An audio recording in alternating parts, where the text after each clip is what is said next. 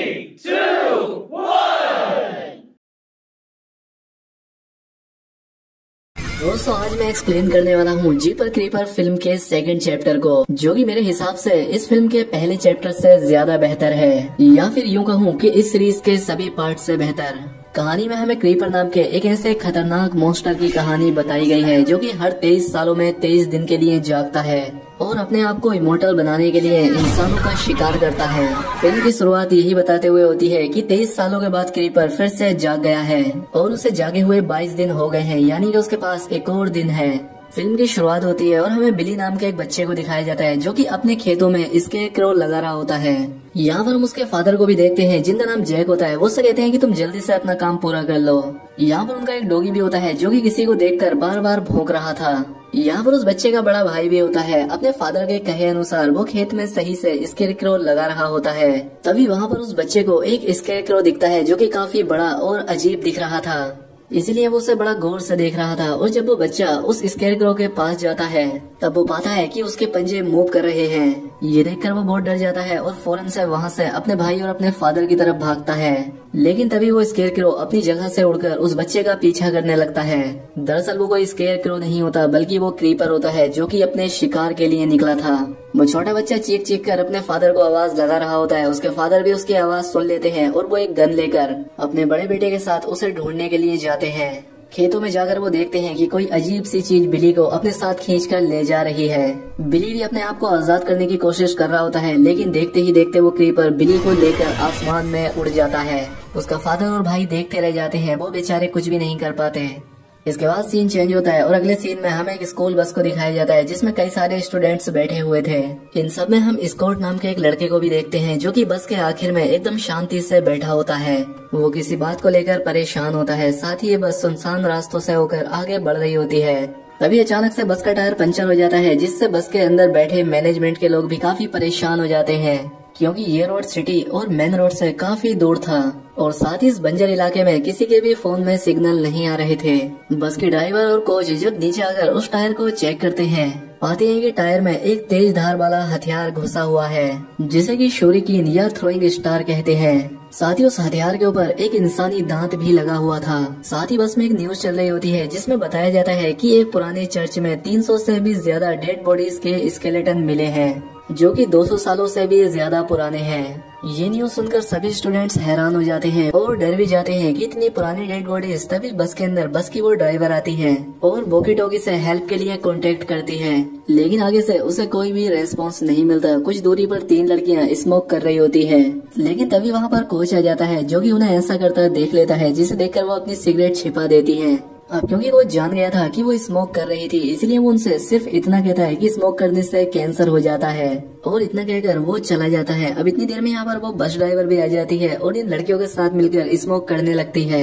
अब थोड़ी देर के बाद बस ड्राइवर डिसाइड करती है कि वो स्पेयर टायर को यूज करके अपने सफर पर आगे बढ़ेंगे और इस तरह से वो अपनी मंजिल तक पहुंच सकते हैं। अब इसीलिए सभी लोग वापस बस के अंदर आ जाते हैं, जिसके बाद ये लोग वहां से निकल पड़ते हैं। दूसरी तरफ हम जैक को देखते हैं जो कि क्रीपर को मारने के लिए एक हथियार बना रहा होता है, क्योंकि वो अपने बेटे का बदला लेना चाहता था। अब जैसे ही रात होती है, उन स्टूडेंट्स में से एक लड़की जिसका नाम मिक्सी होता है, वो सपना देखती है और वो अपने सपने में उसी लड़के को देखती है जिसे पहले पार्ट में क्रीपर ने अपना शिकार बनाया था। साथ ही उसे जैक का बेटा बिली भी दिखाई दे रहा होता है। वो इन्हें बता रहे होते हैं कि क्रीपर तुम्हारी बस की तरफ आ रहा है। मिक्सी देखती है कि क्रीपर ने उनकी बस की तरफ एक और थ्रोइंग स्टार फेंका है, जिसकी वजह से बस का एक और टायर पंचर हो जाता है। ये बात काफी हैरान करने वाली होती है कि जब मिक्सी ने अपने सपने में देखा कि क्रीपर ने उनकी बस की तरफ एक थ्रोइंग स्टार फेंका है, तो असल में ही इस बस का एक टायर पंचर हो गया था। अब इसके बाद वो बस ड्राइवर सभी स्टूडेंट को बस से बाहर जाने का ऑर्डर देती है ताकि कोच फ्लेयर जला सके और हेल्प मंगा सके। सभी लोग बस से बाहर आ जाते हैं और कोच उन फ्लेयर्स को जलाकर सड़क पर रख देता है ताकि कोई उनकी मदद कर सके। जब वो बस ड्राइवर फिर से उस टायर को चेक करती है तो वो देखती है कि बस के टायर में इस बार भी एक थ्रोइंग स्टार था जो कि पहले से भी ज्यादा अजीब था। इस बात को वो बस ड्राइवर एक और कोच के साथ भी शेयर करती है और ये देखकर ये काफी हैरान हो जाते हैं और ये काफी डर भी जाती है। लेकिन तभी क्रीपर आता है और उस दूसरे कोच को उठाकर ले जाता है जो कि सड़क पर फ्लेयर्स रख रहा था। ये देखकर किसी को भी कुछ समझ नहीं आता कि यहाँ पर क्या हुआ। अब इसीलिए वो ड्राइवर और कोच सभी स्टूडेंट से बस के अंदर जाने के लिए कहते हैं, जिसके बाद सभी लोग बस के अंदर चले जाते हैं और क्रीपर एक बार फिर से आता है और इस बार वो बस ड्राइवर को ले जाता है। उन सभी स्टूडेंट में से एक लड़का ये देख लेता है और वो काफी डर जाता है। कोच उस लड़के से पूछता है कि बताओ क्या हुआ, जिस पर वो कहता है कि कोई उड़ने वाला क्रीचर ड्राइवर को ले गया। लेकिन कोई भी उसकी बात पर यकीन करने के लिए तैयार नहीं था कि आखिर कोई भी कैसे किसी को उड़ाकर आसमान में ले जा सकता है। जिस पर वो कहता है कि ये कोई कहानी नहीं है जो कि मैंने अपने पास से बनाई है, बल्कि ये सारा नजारा मैंने अपनी आंखों से देखा है। उसकी बात सुनकर बस में हलचल मच जाती है, लेकिन कोच सबको शांत करने की कोशिश करता है। लेकिन तभी वो क्रीपर फिर से आता है और उस कोच को भी पकड़ लेता है। वो उसे अपने साथ ले जाने लगता है। यहाँ पर कुछ स्टूडेंट उसे बचाने की कोशिश करते हैं, लेकिन वो इसमें नाकाम रहते हैं और क्रीपर उसे उड़ाकर अपने साथ ले जाता है। अब अपनी आंखों के सामने ही ये सब होता देख वो स्टूडेंट्स काफी डर जाते हैं। वो जल्दी से बस को अंदर से लॉक कर लेते हैं, लेकिन एक बार क्रीपर फिर से आ जाता है। वो बस के पीछे वाले शीशे से इन सभी स्टूडेंट्स को देखने लगता है। वो इन्हें देखकर अपनी जीभ लपलपाता है और इन्हें अच्छे से देखने के बाद यहाँ से उड़ जाता है। ये देखकर मिक्सी एक बार फिर से बेहोश हो जाती है और इस बार उसकी आंखें एकदम वाइट हो जाती हैं। यहाँ पर वो एक सपना देखती है जहाँ पर वो खेतों में एक स्केयर क्रो को देखती है। यहाँ पर वो एक बार फिर से क्रीपर को देखती है और साथ ही पार्ट 1 वाले लड़के डेरी को भी, जो कि यहाँ पर कुछ गा रहा होता है। जिस पर मिक्सी उससे पूछती है कि तुम क्या कर रहे हो, जिस पर वो कहता है कि वो 23 साल बाद 23 दिनों के लिए खाने के लिए जागता है। जिस पर मिक्सी उससे पूछती है कि वो क्या खाने के लिए जागता है, जिस पर डेरी उसे जवाब देता है कि हम इंसानों को। और तभी मिक्सी होश में आ जाती है और वो अपने ख्वाब के बारे में इन सभी को भी बताती है। वो बताती है कि मैंने एक लड़के को देखा है जो कि मुझे बता रहा था कि वो क्रीपर हम सभी को मारकर खा जाएगा, लेकिन कोई भी उसकी इस बात पर विश्वास करने के लिए तैयार नहीं था।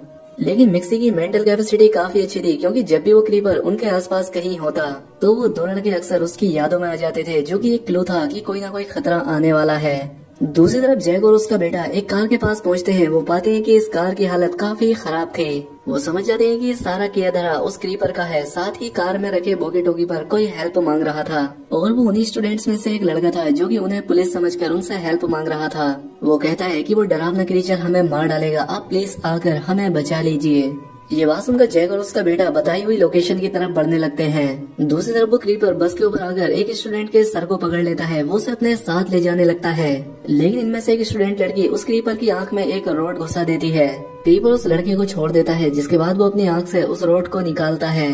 उस रॉड के साथ उसके सर का आधा हिस्सा भी निकल जाता है, लेकिन फिर भी वो जिंदा होता है। जिसके बाद वो आसमान की तरफ उड़ जाता है, जिसके बाद काफी जोर से वो बस के ऊपर आकर गिरता है। स्टूडेंट्स को लगता है कि शायद क्रीपर मर गया है। बस की खिड़कियां टूट गई थी, जिनमें से कि क्रीपर का पंख अंदर आ रहा था।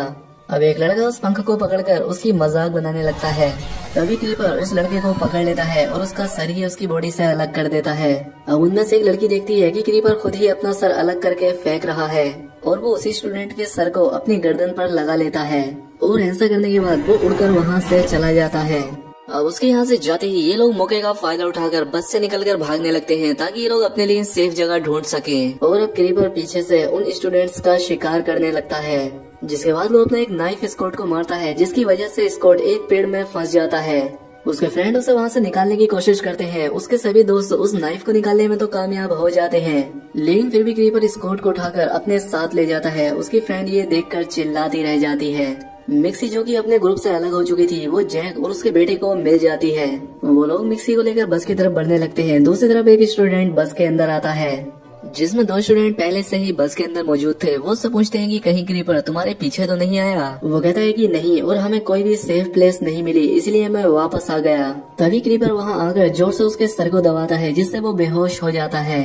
तभी मिक्सी, जैक और उसका बेटा उस बस तक पहुँच जाते हैं, जिसके बाद जैक उस क्रीपर को भी देख लेता है। वो अपने हारपून से उस क्रीपर पर हमला करता है, जिससे क्रीपर जख्मी हो जाता है, जिससे वो यहाँ से भाग जाता है। फिर उन 3 स्टूडेंट्स को एक कार नजर आती है, जिसमें बैठकर वो यहाँ से जाने लगते हैं। वो क्रीपर वापस आ जाता है, वो इनका पीछा करने लगता है, जिस वजह से वो लड़का कार की तेजी से ब्रेक लगा देता है। क्रीपर तेजी से उस कार से टकरा जाता है। इस टक्कर में 2 लोग तो बच जाते हैं, लेकिन एक की टांग बुरी तरह से जख्मी हो जाती है और क्रीपर का भी हाथ, पैर और एक पंख जख्मी हो जाते हैं। लेकिन क्रीपर उस लड़के को मारने की कोशिश करता है जिसकी टांग जख्मी थी, ताकि वो अपने बॉडी पार्ट्स को दोबारा से रिकवर कर सके।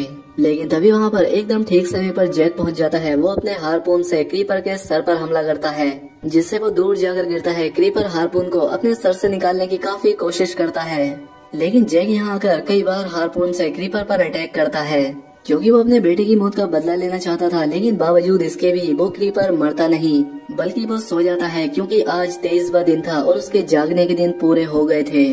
तब मिक्सी बताती है कि 23 सालों के बाद ये दोबारा से जिंदा हो जाएगा, ये अभी भी मरा नहीं है। जिसके बाद सीन चेंज होता है और हमें 23 साल बाद का समय दिखाया जाता है, जहाँ पर कि कुछ स्टूडेंट जैक के घर पर उसी क्रीपर को देखने के लिए आए होते हैं। लेकिन यहाँ पर क्रीपर का सिर्फ स्केलेटन था। जहाँ पर हम जैक को देखते हैं, जो कि अब काफी बूढ़ा हो गया था और 3 दिन बाद क्रीपर को फिर से जागना था। और जैक उसका इंतजार कर रहा था कि जैसे ही 3 दिन बाद क्रीपर फिर से जिंदा होगा, वो अपनी हार्पून से उसे फिर से मार देगा। और इसी के साथ ये फिल्म यहाँ पर खत्म हो जाती है। तो दोस्तों, उम्मीद करता हूँ कि आपको ये वीडियो पसंद आई होगी। अगर वीडियो अच्छी लगी तो वीडियो को लाइक और कमेंट करके जरूर बताएं। साथ ही ऐसी और शानदार वीडियो के लिए चैनल को सब्सक्राइब भी कर लें। मिलते हैं हमारी अगली वीडियो में।